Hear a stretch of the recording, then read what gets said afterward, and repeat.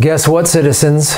You are watching The Political Vigilante, and we are, boom, making Gotham great again.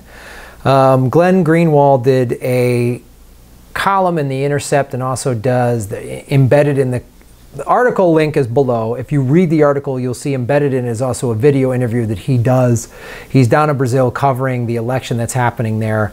And the point that he's making, and I'm going to go into this, is how Brazil is going very far right. And this is happening all over the place. It's happened with Brexit. It's happened here with Trump.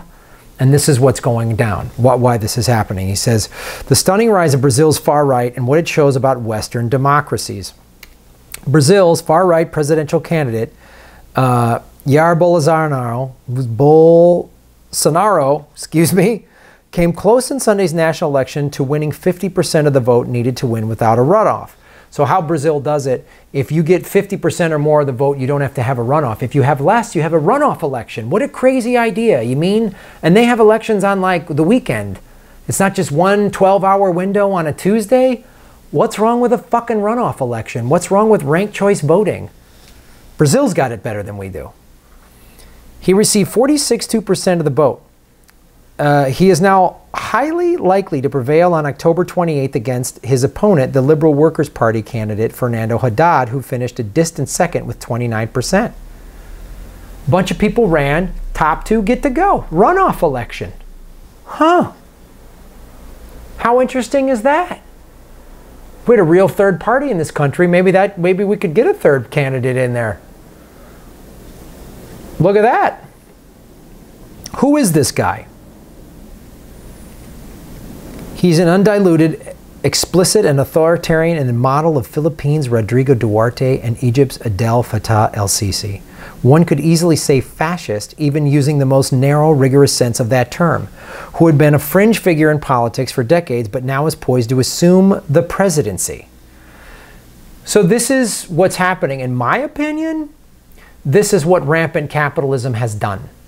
Rampant capitalism has pushed people so far that the rampant capitalism has gutted people. They've been pushed so far because there's no jobs and only the 1% benefit, that then they look to, it's like in this country, in America, oh, we blame the Mexicans stole our jobs and the refugees are stealing our jobs. No, the globalization, the 1%ers stole your jobs. The Bushes and the Clintons, they stole your job.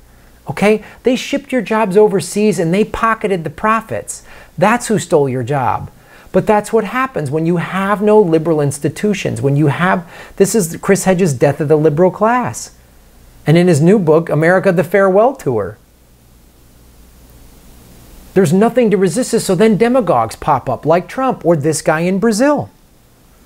Because what has Brazil normally been like? In 4 consecutive national elections, beginning with 2002, they had elected Workers' Party led first by firebrand leader Lula, who I was down there when he was running for re-election in 2006. Everybody loved this guy for the most part. Working Party, right?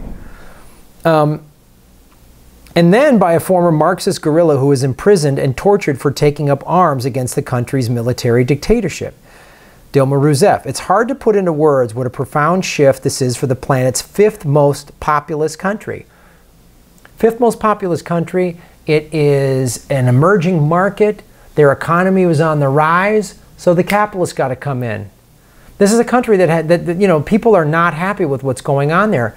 Leading up to the World Cup in, I believe, 2014, and then the Rio Olympics in 2016, a lot of Brazilians were protesting because they're like, you're spending billions of dollars on stadiums and crap, and we don't have regular basic services. One of the things the government would do is go into the favelas, which is like the ghettos or the shanty towns in Brazil, and would just, with cops and just these SWAT units, and just gun people down and kill drug dealers. And I mean, there's like no due process, anything. They just go there and clean house.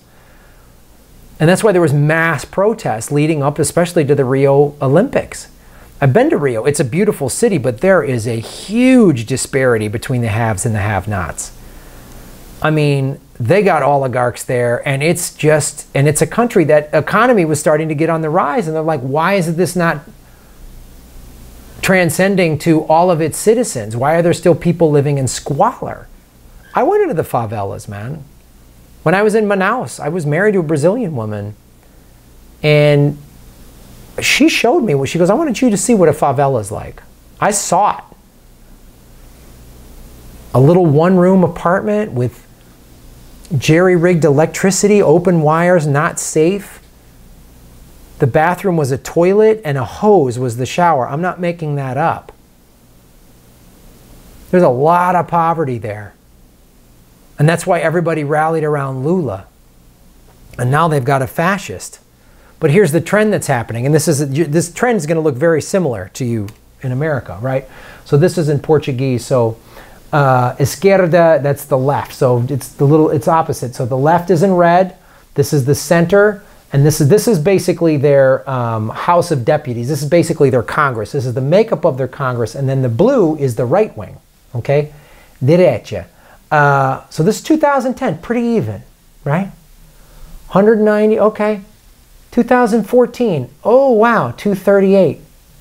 2018, 75 to 150. The center has been cut in half.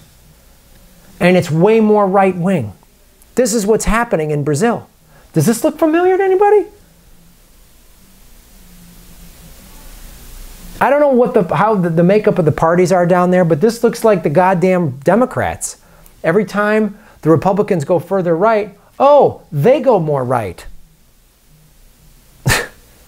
This incremental fucking centrist bullshit. Look at what happens. The center's gone.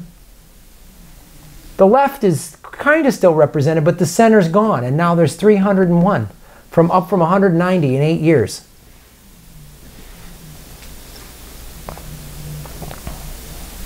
This is happening all over the place. I mean, Jeremy Corbyn's having to deal with this.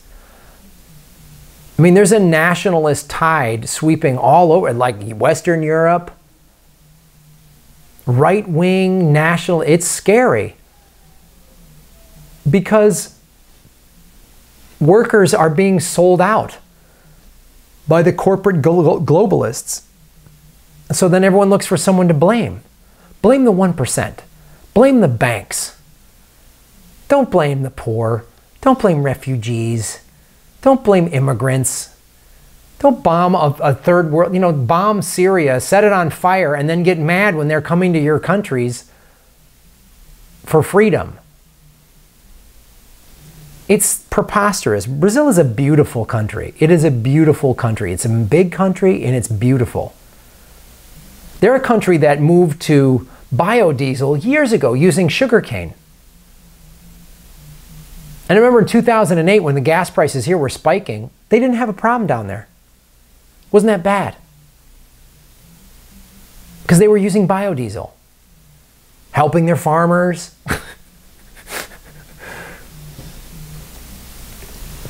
What is happening in Brazil, and more importantly, why is all of this happening? How serious of a threat is his rise to basic democratic institutions and human rights? And what does all of this tell us about what is happening throughout the democratic world? The failure of capitalism is opening the rise to fascism. Look at this country. People on the left are pro-war. I can't even call them left anymore. Like neoliberal, this just means they're in favor of gay marriage and war. They're pro-choice warmongers. Like, wow, who thought you'd ever see that in your lifetime? Susan Sarandon is getting attacked by the left? An anti-war, I mean, can you imagine the left attacking Jane Fonda in the 70s? That's what they're basically doing to Susan Sarandon. And it's happening all over the world. So read the article and watch the interview with Glenn Greenwald and some Brazilian journalists. It'll give you even more information than what I'm showing. But I just want to let you know what's going on in Brazil, a country I've been to that's beautiful. I want to go back to. Eu te amo, Brasil. E muito gusto, Brasil. Eu falo português pouco. Eu falo português pouco. Eu americano, sim, eu americano. Com certeza. Eu americano. Sim, sim, sim. Meu sangue é americano, mas meu coração brasileiro. Por favor. Muito obrigado por ver o Political Vigilante. Tchau, tchau.